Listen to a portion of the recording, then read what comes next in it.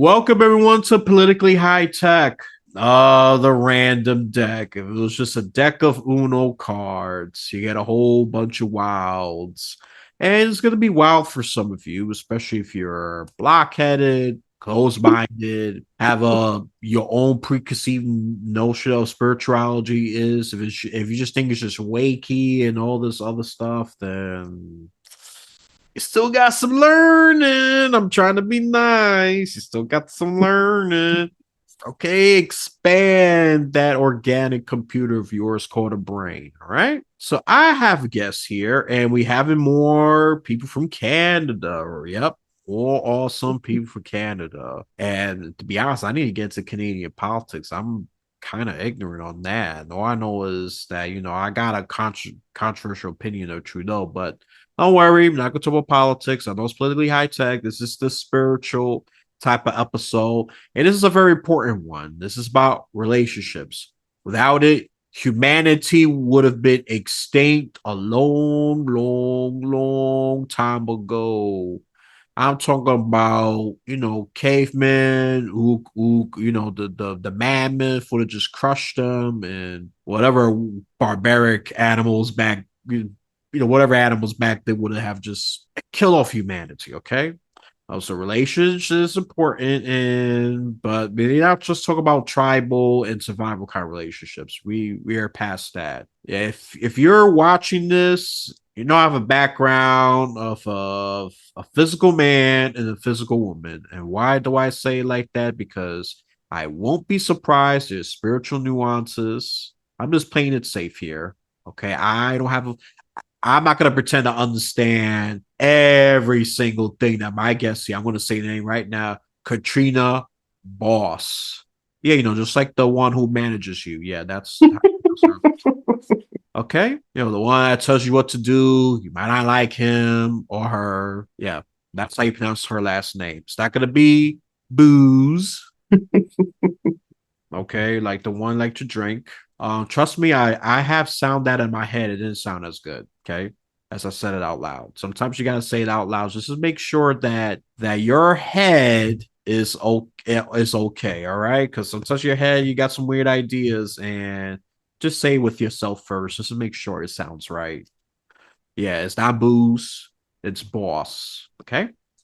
So I'm gonna have her introduce herself. I think that's the best way for them to introduce themselves because I might leave something out or I might unintentionally misrepresent them, and I don't want to do that at all. So, what do you want the listeners and viewers to know about you? Yeah. So predominantly I teach Tantra and spiritual practices. It's interesting being on a show that's about tech because originally I actually studied mathematics at the University of Waterloo and I was a computer programmer. And then I ended up marrying the brother of one of my friends at university. And I ended up on a dairy farm. My life took a completely different turn. I had a healing crisis. And that's what really shifted my world more seriously into kind of mind, body, spirit realms. And I had to actually learn to shut my mind off and listen to something else. And for me, my brain was my ace in the hole, right? I was quite sure that I could find a system, an algorithm to sort anything in the world, including relationships, parenting, anything. And then I hit that wall and had a few dark nights of the soul. And I really opened up to the idea and the realization that the world's a lot bigger than I thought. And so the beautiful thing is it created a balance within me to really be able to intuit the world and use my brain when I needed it. Like my brain suddenly wasn't driving the car, but it was definitely helping navigate. And Tantra came into my life about 10 years into my marriage when I just realized that it wasn't what I thought it should be. It's sort of, again, we have this idea that we kind of create a system that this is what relationships are, this is what sex is, this is what it is. And then you do it and you realize, no, it's not enough. There should be more. It's almost like, it's like if you want to have sex, there should be fireworks and it should change you. It's almost like, I don't know whether Hollywood did that to us, that made us think that, you should just make love and you're just a different person, the next day. And you have a lot of sex and you're like, well, it's great and orgasms and all that, but I'm not a different person. I might kind of be just a bit more tired than I was before I started.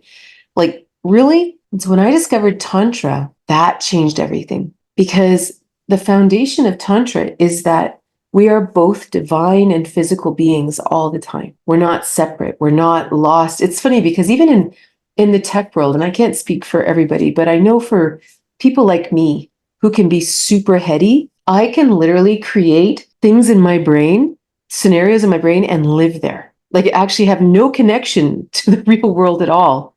And there's other people who are completely connected to the physical world and don't really have a lot of other thoughts, you know?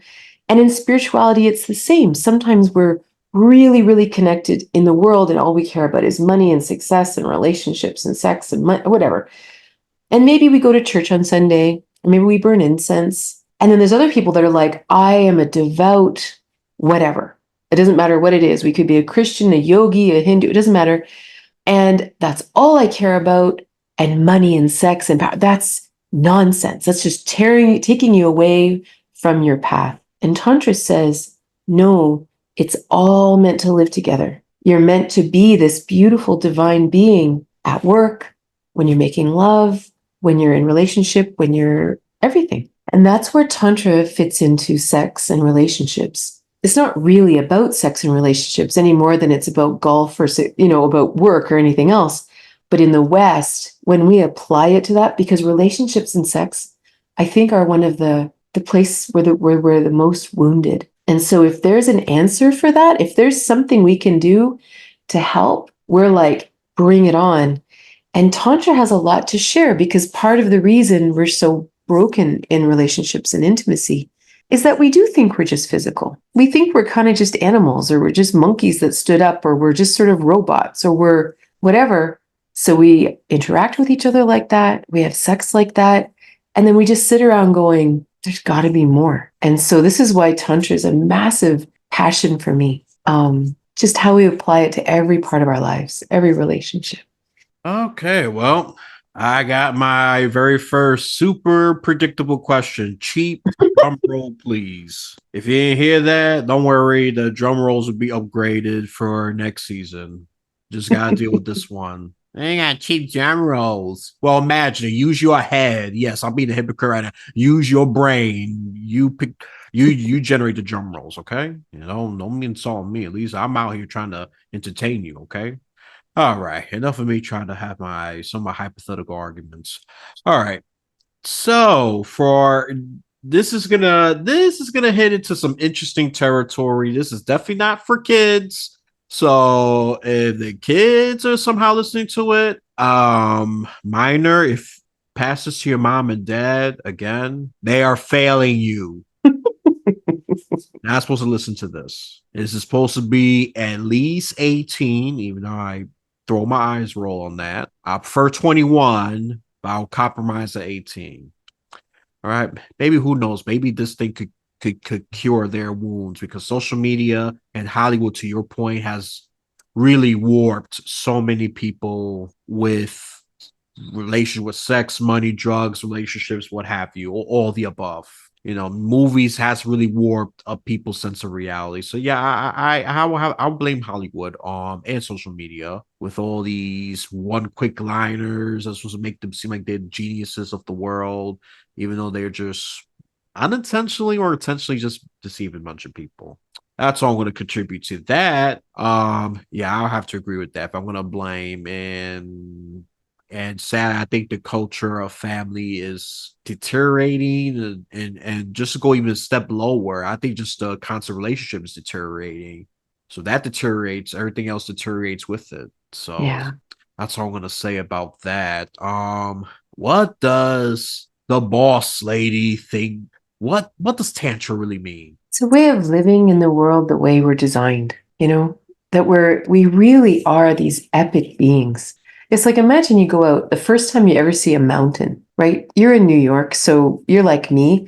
Like the first time you ever see mountains, you're just gobsmacked. You can't even take it in. You can't even fathom what a mountain looks like. And that's how we're supposed to look at the world. That's how we're supposed to look at each other. That's how we're supposed to look at even at ourselves. Like remember, Osho was a spiritual teacher back in the day, and he used to say, people walk around and they look at trees and they say, wow, what a creation. Isn't that a miracle? And he's like, look at you. You are a miracle.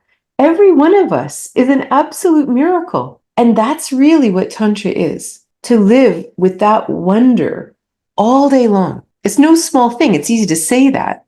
And it's quite a journey to get there. But a lot of the journey is untraining, unlearning all the limitations we've been taught in our life, all the adaptations we've made because of pain or difficulty. But as we do it, it's almost like the journey of Tantra is, how sometimes we become wounded through a million paper cuts in life. Tantra is like the opposite, like healing in all these tiny little ways until one day you realize you're happy and you bring that happy person to everything you do. That's really Tantra. That is actually amazing. So it's the way we are intended to live, right? The way it's truly intended. And just to add the Bible real quick, we are supposed to appreciate trees at that level and mountains and all that, because you already know they consider God's creation according to the Bible, and maybe we supposed to, but yeah, a lot of us we just walk, do our thing, collect money. A lot of things transactional, real rapid. Of course, we lose sight of that. And especially social media, scroll through 1,000 things per second. Totally. Totally. I think that's, and I have to agree. I mean, I to some extent used to be a social media addict, so I know what you're talking about, and I just recently got out of that. Now I could just look at my phone, I think only 5 times a day instead of 50 times a day. So that's definitely an improvement. I don't think it's totally knocked out, but I'll say my addiction's been tamed. The weapon of mass distraction, the smartphone. I love that quote from one of my financial teachers, weapon of mass distraction. That's amazing. I've never heard that. It's so Yeah, true. I'm spreading that. I'm taking it. I'm spreading it. I didn't come up with it, but I said that's a good one. So, and of course, that just a connection to relations and even transition to masculine and feminine. I think even this is getting lost. Yeah. We're so focused. We're trying to focus on a million things per second that we lose focus. We even lose our ability to marinate, process information properly, because we just intaking so much without filtering effectively. Then we get overwhelmed, we get headaches. We say, oh my goodness, the world is against me. And I've been through that. I'm not just saying it just to act like I'm in my high horse. I've been through it personally, so I know. And I'm trying to be more compassionate, sympathetic, and patient. Not the most patient person in the world. I'm used to quick results. Well, I think that's more my personality trait, because social media was it was born and started maturing when as I became a teenager. So sadly I think that's genetic, my impatience. That's one of the few things I can't blame social media. One of the few. One of the few. But even blaming social media, we got one gotta take responsibility at some point. Maybe not talking about blame, but be serious right now. Blaming is only gonna do so much. Okay, it's only gonna do so much. Yeah. You eventually just take action. So with that transition, why is it so important to, and I'm going to put these two of them together, to redefine masculinity and femininity?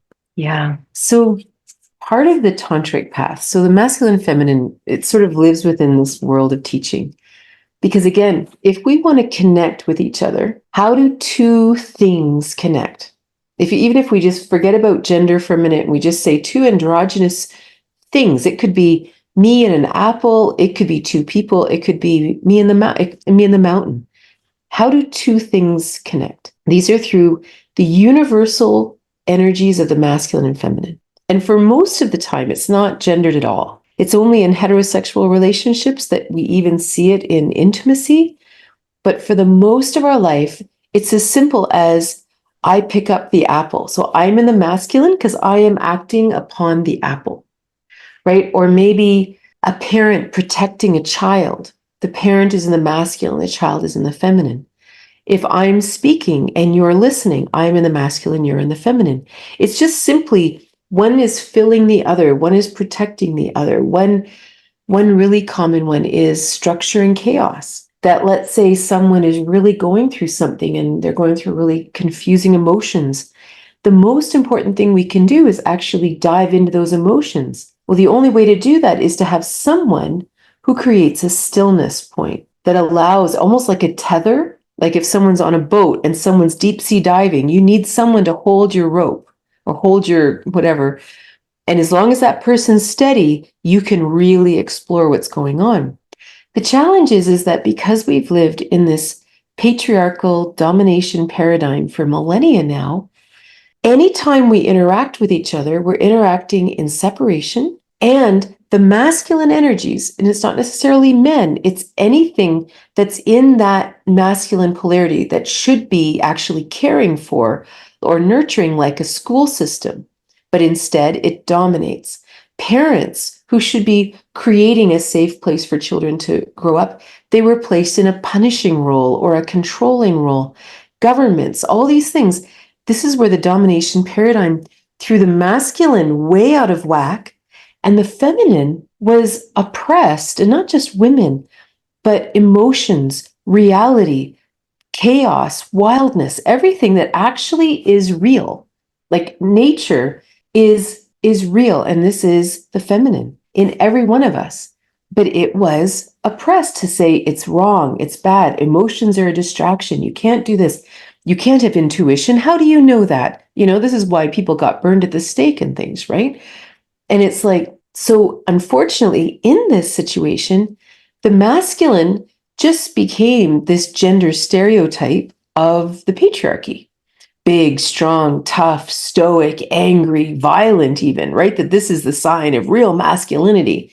And the feminine is whatever serves that, right? It's not actually feminine. We don't even know what feminine is. All we know is they have to be demure and peacekeeping and pretty and curvy and or whatever that serves this strange, twisted version of the masculine. So to redefine it and understand, first of all, we redefine it in a world where everyone's equal. All genders, all races, everyone's equal. No one ever has the right to have domination over anyone. We're 9 billion kids in a sandbox, period. And it doesn't matter who you are. So we need to understand these universal energies in equality. And I believe that I'm with you that technology and the world has gone right off the deep end, right? It's just gone crazy. But at the same time, in my world anyway, that I see, there is a rumbling inside that people are saying, I don't want to do it like my parents did it, my grandparents did it. I do want genuine relationship. I do want to actually know who I am. I want to have a reason to be here. And people are also saying, all right, enough. I'm not just going to go along with what's being given to me. I'm going to break out of that system. Because in many ways, even that the technology that we're talking about is again this dysfunctional patriarchal domination where they say, here's what you're going to look at, here's what you're going to learn, here's what you're going to be fed. And people are saying, no, actually, in the feminine, the one receiving, I have my own ideas, and I'm going to actually create a world that I want. And that's what's going to upset the apple cart, is when individuals actually start to say, no, I'm actually an interesting person, and I have a purpose, and I'm a unique being. And as soon as the feminine starts to grow, and this isn't everybody, not women, as soon as that kind of almost like that seed self inner child starts to actually live again, everything changes. But in order to embrace any of this, we have to redefine this idea of masculine and feminine. Otherwise, every time we get in a relationship, we're just going to keep falling back into these old stereotypes. Even in same-sex couples, they still fall into the same old stereotype. And it's like, oh, you're just being so feminine and you're so macho and all this nonsense, which only drives us apart. And so the goal is to actually to redefine them for union and in a way that actually magnetizes us together that's the romance, that's the dance, that actually once that magnetism is playing, you just are attracted so much to each other in every single aspect of your life. You get to actually achieve union, which is this bliss state that all the spiritual teachings talk about. All right, let me see if I could paraphrase this. And this is where you could correct Elias right here. And, well, you two listeners, even though I'm not going to take you very seriously, this is going to be more out of vitriol. Ah, ha, ha, ha, ha, ha, ha. Also, know what he's talking about. Fine by me. More a reflection of you, really. Like, that's my little masculine fighting back energy right there. How the feminine could be, I'm just gonna ignore you, passive. And why am I saying it that way? Because when she's labeling masculine, it doesn't mean it's a physical man, it's just a type of energy. It's the element of it, right? A woman could have masculine energy and a man could have feminine energy, or heck, it can even switch for all we know based on the situation. So, yeah, it's not always, the man being tough, whatever. It could be the woman being tough and the guy whimpers and cries. Sad, these only examples that pop up in my head. I wish I could provide someone that's an example that's more nuance rich. But that's what I'm gonna do, just to flip it, and hopefully it should be easy enough. And women be in my podcast because it was very male dominated. It's still going to be a male dominated film, but I'm happy that more women are reading this podcast because their perspective needs to be heard. This is not a manosphere kind of podcast. No, I don't want that either. Trust me, I have very masculine guests on the show. I don't mind them, and I don't mind having feminine guests on the show. Just to drive this all home. This is about relationships. You want it to be organic. You have to work through the nuances and the complications and through your wounds. Okay, because the man's not always going to be masculine. The woman's not always going to be feminine either. Sometimes they're the opposite. And, it could be the woman that's being very, very dominant and really, really creating and balancing a relationship. And of course, the man. You know the man example. So I'm not using that one as much. Oh, yeah. Patriarchy state oppresses feminine. Yeah. Yeah. A lot of spiritualists, yeah, they already said that, and of course the dynamics have to change because we've done the old way, and the old way has brought a lot of intergenerational trauma. Right? Of course, did they mean to? No, but that's what happened, and that's why a change is needed. I don't know what that change is. I'm probably afraid of it, but it's needed. It's needed. What's going on? Because this current way is just unsustainable. Okay. It's just unsustainable. Anything else you want to add? I don't feel like I'm taking over this conversation. I think one really interesting distinction is that we do have this idea that the masculine is in control. And one of the big flips in the masculine feminine, in the true masculine feminine, is the masculine actually reads the feminine all the time. So it's kind of like, instead of being in control, the masculine, it's sort of like if you're in the giving receiving dynamic, and the masculine's giving and the feminine's receiving. The masculine needs to give something that the feminine desires, right? But of course, historically, it's been the opposite almost, that the masculine says, here's advice you need to hear. Here's what you should do. Here's what I want to give to you, whether the feminine wants it or not. And this is a huge shift from controlling to actually understanding that the masculine nurtures the feminine. It protects the feminine. And again, we get into trouble in the gender stereotypes, but that to understand that it's all in connection and love. I wrote a book called Tantric Intimacy, and the first entire section of the book was all about redefining love. And it was funny because I'd been teaching Tantra for a long time, but a lot of people were really struggling to really make differences in their relationships. And the number one reason was because they said they were in love. They thought they loved the other person, but they weren't acting loving towards each other. They were acting in separation. They were acting in judgment. They were acting with expectation.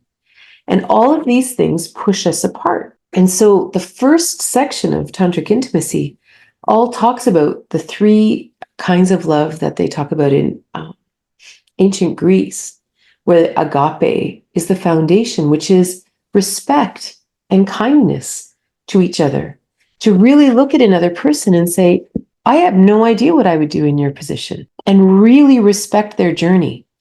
Like, you imagine if you have an intimate relationship with someone and you actually have agape, that you really respect each other, genuinely respect.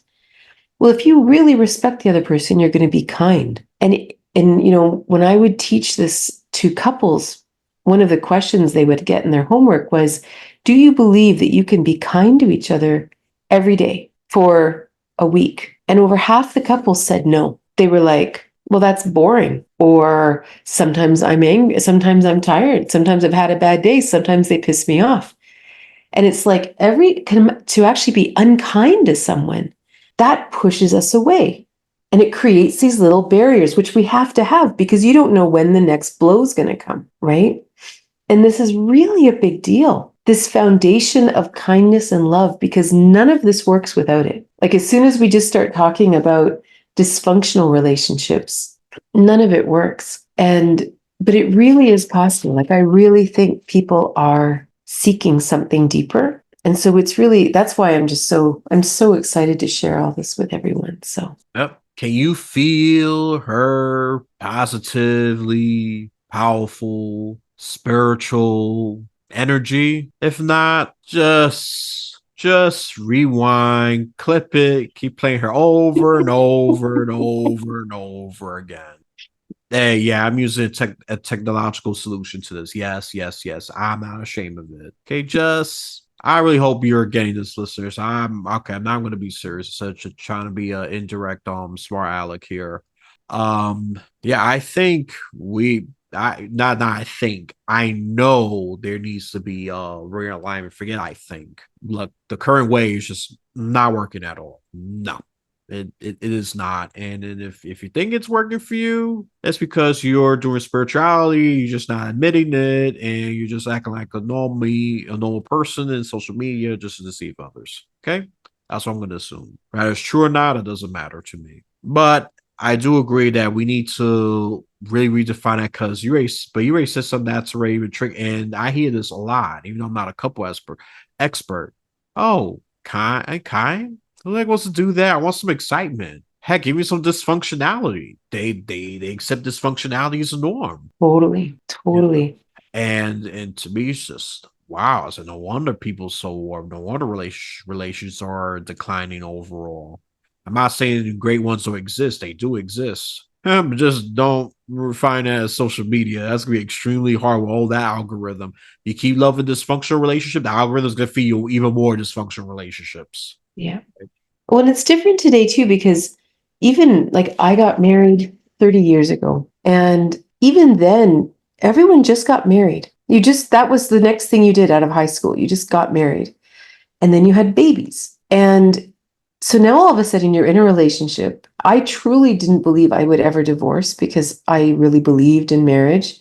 I did divorce 20 years later. But in the meantime, I think we normalize so much dysfunction. And we're just like, it's just normal. It's just part of marriage. For us, it was part of marriage. But then today, like, my kids are 28 and 26 now. And for them in their generation, they don't really even think about marriage. And kids are just sort of, maybe it happens, maybe it doesn't. But it's not like for me where it was a given. Like, it was, if you didn't have kids, it was something wrong. People didn't even consider that it was a choice. They just assumed there was something wrong.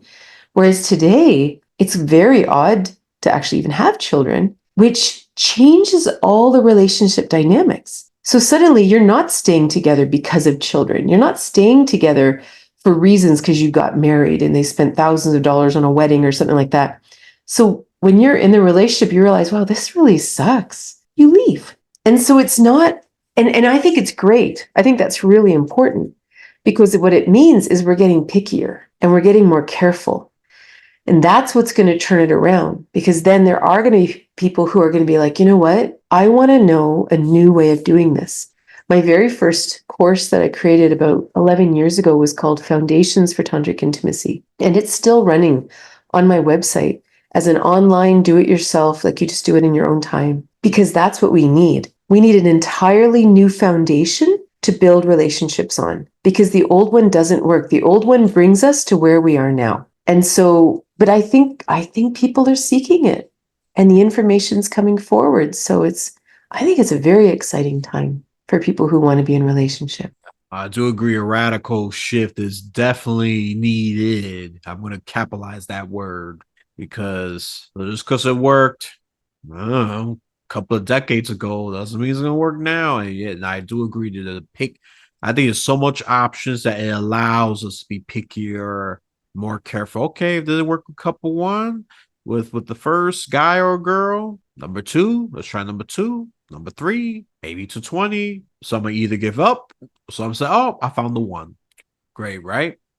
So, and then, and then making kids. That's not even guaranteed just because, they're a couple doesn't mean they're going to make children. Okay, the second couple wants to make children. The third one does. 4, 5, 6 says, nope, too darn expensive. Okay. Or it could be a lot of other reasons, but I'm just throwing money in there because that's the most practical, tangible one that you can relate to, right? So, yeah, I think, you already answered why I think why it's so important to redefine love because forget about if there's a true connections. It's harder to make true connections. I'm just gonna reframe that questioning. I know that's for Podman, so I'm gonna reframe it like that because it's even harder to find true connection. So I think you definitely already touched on that. I'm not gonna ask that question again unless you want to elaborate. Actually, I would love to, just because this is a tech discussion or a podcast, because when I was single, so I was single for about 8 years, and I used online dating all the time. I specifically used Tinder because I'm really a busy person, and so I don't have a lot of time to sit and fill out 4,000 questions as much as people may think that's more helpful. I don't know. But what I actually think online dating can be very helpful. I mean, it doesn't work for everybody, and it's certainly easier for women. There's no question, right? But the way I use it, I just use it as a way to meet people, not date people, but to meet them, because you don't know anything until you're sitting in front of them. It's like, and I would always tell people that, like, I would use the app, and within about 3 back and forth bits in the conversation, it'd be like, do you want to meet? Oh, I just want to talk for a while. No, like I'm not interested in having a virtual relationship with you, because what happened in the beginning when I started dating, I would have these long conversations with people and almost develop some kind of juju with them over text. And then I would meet with them, and it was like we were absolute strangers and we would never be anything different than that. Like we just simply wouldn't even have been friends if we met at a party. But then I felt like I was breaking up with them because we'd created this virtual texting relationship. And so I just made the rule that, because there's a lot of people on there who aren't real. There's a lot of people who are married or in relationships and they're just bored. I mean, that's okay. People need to connect, whether it doesn't matter.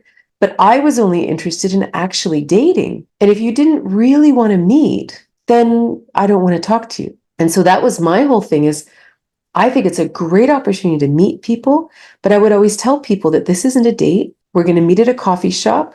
And from then we can decide whether there's going to be an actual date. And because that's the problem. And the thing is, what is it? Like 1 in 50 people maybe that you might want to date? I mean, if you lined up the next 100 people that walk down the street, how many of them would you want to date? Like we kind of have a weird idea with a dating app that I've matched with this person. So this person, it's like, no, you haven't even met them. You have not even smelled them. You haven't, like, I remember the first date I ever went on an online dating app, and he was super interesting. We had all these long, long conversations on Plenty of Fish. He was a philosopher. He was really, really interesting.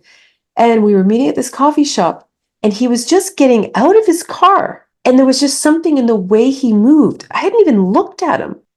And I already knew, no, we're not going to date. It was almost like I could sense him in some way. And then when we did talk, it was like, wow, we're just a complete mismatch, and we would have been a mismatch if we'd met in any other way. And so to me, again, it's using the technology to help in a world that we don't go out anymore, especially once we're out of school, unless we work in some great big firm where there's thousands of employees. How do you ever meet anyone? And so it's a beautiful thing as long as we use it for the initial connection, and then we let our humanity just take over, right? And that's where we actually have a chance to make connections. But I think it's so important to have a very light heart about it, that you simply, it's almost like being at a party and you meet 100 people. It's like that. It's like, oh, I met this person. Yeah, I've gone on about 6 or 7 dates. Not really anybody that fits or that we don't really click. But I mean, that's normal. That's normal life. And so I actually think online dating's great as long as we treat it with sort of that kind of lightheartedness. Yeah. That is a very interesting take. Very interesting take. Am I gonna comment on that? Nope, because I'm just simply not a big fan of it. A lot of it was the old-fashioned way. Because with online, yeah, very true. It's very fake. I don't take it seriously. I'm assuming the person's gonna lie. Look, I already know that she says one thing, she's gonna do another thing, and that's very preconceived notions that I have. And of course it didn't quite work out. And then that mismatch, yeah, let's put it lightly. Yeah, it's because the algorithm think we are matched. Doesn't mean it is. Machines can be wrong. Computers can be wrong. Let me repeat that. They just go based on the information. And that is far from enough. Yeah. Well, and it's funny, I met my current partner on Tinder. And again, it was just like I really look at people's eyes, like I kind of watch and I kind of assume that I guess that I'll be able to know something. And we've been together for 2 years now. And it's sort of like, anyway, it is possible. Yeah, I mean, I'm with you. I prefer the good old fashioned, human to human. But I'm self-employed and it's just not easy to meet new people. It can happen, but it's not easy. Oh yeah, for sure. I mean, my simple philosophy in life is whatever floats your boat. Because just because you know Katrina has one way of doing it, I have one way of doing it, doesn't mean it's gonna work for you. Let me just flip the examples. If I was doing online dating, her way, you think it's gonna work for me? No. Did she try my way, doing it old school, throw these tech things out the window completely? It could, it might not. I'm sure a little bias of my philosophy. You're a little biased. I think it's a little better, but that's just my personal opinion. But my point is, you got to find the most personalized, unique solution that actually fits. That's my point. Totally. That's my Totally. point. Online is great. Online dating is great for some people. It's not for me, but it doesn't mean it. Doesn't mean anything. I'm just sharing just my experience. Just take it with a grain of salt. That's all. Yeah. That's all. Yeah, just to make it a little lighthearted. Yeah, so I think we already touched on this a little bit. I don't mind a little digger deep because I think you based on masculine and feminine, right? Masculine is the ones that's the action oriented. They give, they protect. I think the feminine is more the receiver. I don't hear that much about femininity. I'm not sure I have a full understanding about feminine energy. They're more the Well, receiver. Yeah. Go ahead. no, I mean this is exactly the challenge because we don't understand what the feminine is. Like we understand that it's not masculine. That's all everything is this is the flavor of the patriarchy that the only thing we understand is the masculine. Uh, But if you imagine that the feminine within each of us is our creativity, right? It's that spontaneous, like chaos, for example. Chaos isn't negative. Chaos is everything that's unstructured inside of us. And we don't understand that, right? We want to create boxes for everything, but it's like, no, there is this creative well of possibilities inside of us. And so, of course, this is sort of the old joke that, oh, well, a woman's always changing her mind and all that kind of thing. But when you really think of it, inside of each of us, our feminine has a million ideas, right? That's the feminine. So if you balance the masculine structure with that chaos, you have a million ideas. And all of a sudden, one idea starts to float to the surface. This is the feminine, and we're listening to it. And then the masculine says, all right, let me make a spreadsheet, let me make a business plan, and we make it happen. And this is how it works together, right? In intimacy, for example, that masculine structure and the feminine chaos, this is the feminine wild, right? This is that, and if we just go in a heterosexual thing, like women have infinite kinds of orgasms. Like there's so many kinds of multi-orgasms things. And the masculine has this strong structure. And if he can actually, like, let's say they're even in coitus, right? And he can actually stay in that strong, still structure within, she can go wild. But the wild thing is that because they're connected, he'll feel it too. They come into union and they both go into an orgasmic state together. And this is a huge part of what people hear about Tantra, right? That you go into you make love for hours and hours and hours, and you have orgasms for hours. And this is what they're talking about. They're not talking about an ejaculatory orgasm. They're talking about that you come together in this space and you actually feel each other's emotions, and you feel each other's pleasure and you feel each other's orgasms. And it's an entirely different world. Like, and that's why, to your point earlier, when people think that all the excitement in a relationship comes from dysfunction, that's just because they've never actually played in this positive, edifying, real space where you actually can go to Alpha Centauri together if you want. Like it's an entirely different thing.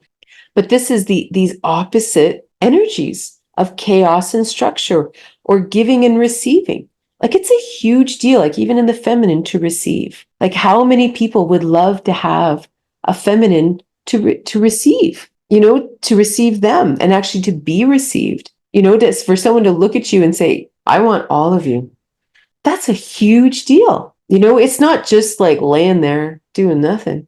Like it's a whole energy unto itself. And yeah, so the feminine is very misunderstood. But when you're around it, it's palpable, and the masculine actually wants to play with it. Like it wants to act upon it. You know what I mean? It's like, I don't know what this strange creature is, but I want to play with it, and it's very exciting. So it is essentially the unknown, the chaotic, the creative. Okay, just to make it, I'm trying to make this accessible to some of the more skeptical listeners. Is that this is, yep, that's the only way I'm going to package it. Do we totally understand it? Nope. It's the masculine one that we haven't practically figured out. The structure, the action oriented one, and not to all the dark one. The dark one likes to dominate and create the imbalance. Let's toss that one out the window. We don't want to bring that back. And all spiritual and even religions could agree on that one thing. Throw that imbalance out. You may not Yeah. use the same word, but they have the same goal. Okay? Doesn't matter you're Christian, Buddhist, Hinduist, spiritualist, I won't I know yoga's included. What's that keyword? Kundalini, if I'm not mistaken. And look, they have their own thing. They want the same thing. Okay. Totally. They want the same thing. Just different flavors and different details. I think that's where a lot of the fighting is in, but the goal is essentially the same at the end of the day. That's all I could say about that. Before I wrap this up, I think this is a good introduction. Yeah, I think this is very good here. I think they're already gonna get some spiritual vitamins. Yeah, not your physical ones. Don't take it literally. Vitamin S for spirit. There you go. Or vitamin, or if you want to do a subcategory, a vitamin T for Tantra. There you go.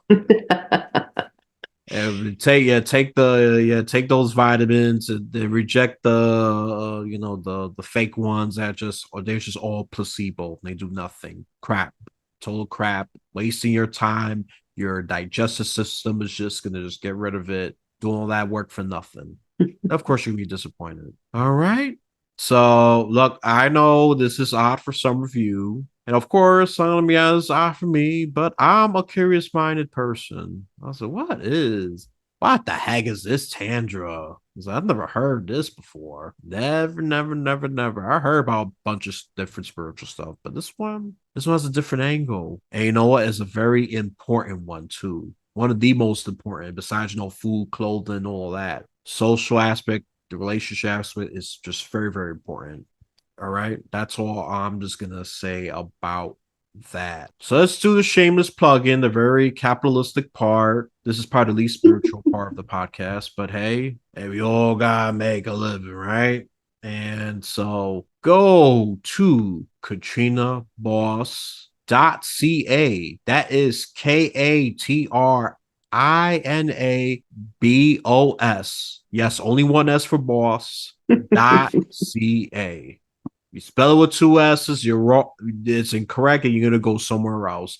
I'll put the link in the description. All right, for you visual people, I'll put the link in the description. All right, and she's more than just a spiritual expert, and of course a practitioner as well. I think that's a better word, practitioner. She's gonna have an 8-week live course starting in March 11th. You think it's a lot of time? By the time this is released, you have about a week left. Okay, you have about a week left, and it's entirely up to her to keep it open. She got a free book as well. She got, I'll see, nearly a dozen books. This is not the only one. Her latest one is something we talked about. Yeah, Divine Union of the Masculine and Feminine. And then she's referred to even to her previous one, Tantric Intimacy. All right. Yeah, she's an author too. She got classes, courses. Let me see if there's any special offer. Okay, just except for that March 11th.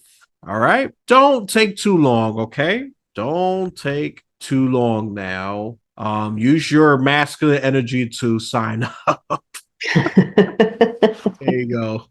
And then you can be feminine along the way. All right. I'm talking in terms of energy. I'm not talking about the your biological sex. Okay, let's just be clear about that. She has a blog as well. Oh, the library, of course. She should have a library. All the books that she wrote. Yeah. You gotta have an account for that one. But she also got articles and videos as well. And trust me, she's not a content light person. She has a lot of content on YouTube as well. I was amazed. And I'm just gonna say this one swear word. Damn, she got content. No, I won't worry about content. Oh, what does she have? No, she got plenty. If anything, you might be overwhelmed by the amount of content. It's not about having little content, okay? So she's done her stuff. This is not her first rodeo. Far from it. She had decades of experience. So give her a shot. You do one-on-one as well or couples. Yeah. Yep, I do. Yeah. Yep. So she got a lot of services. I'm gonna put the link, and I'm also gonna share her social media. I already mentioned YouTube because YouTube's where I found out. So she's also in Facebook and LinkedIn as well. Okay. So give her a shot, especially if you're just tired of me talking about God. Okay. I know some of you just roll your eyes on that. Hey, it's your choice. It's not going to offend me. I think God works well with me. That's all I'm going to say about that. So, anything else you want to add before I wrap this up? No, it's been great. All right, wonderful. So, if you enjoy this podcast, give a like, share, subscribe for YouTube, follow for Rumble, share this with your loved one, someone that you know who's having a hard time or need a spiritual vitamin boost, some S and T's. Okay, I'll just tell you what it stands for. I'm not gonna say it again. All right, just share it. Just share this because I'm gonna, like I said, if this person don't like me talking live, you just jump straight to the link. But it's ironic I'm saying that at the end, but they'll figure it out. They're super masculine, they'll figure that out. So and if for those who are listening, Apple Podcast listeners, leave a star review. Hopefully it's a 5. If not, leave a little review why. I could take I could take criticism. Above is a 5-star. Well, then that written portion of it is completely optional. And if for Spotify with its archaic, outdated system, you only can leave a star system. You can't write a review. Hopefully it's a 5-star. If not, I totally get it. I don't take it personally because I have a lot of other things I need to do, and I can't be analyzing just numbers. I like to read a review with the number of it, give me extra context. Okay. So, with this episode officially done, from whenever you're watching this, you have a blessed day, afternoon, or night.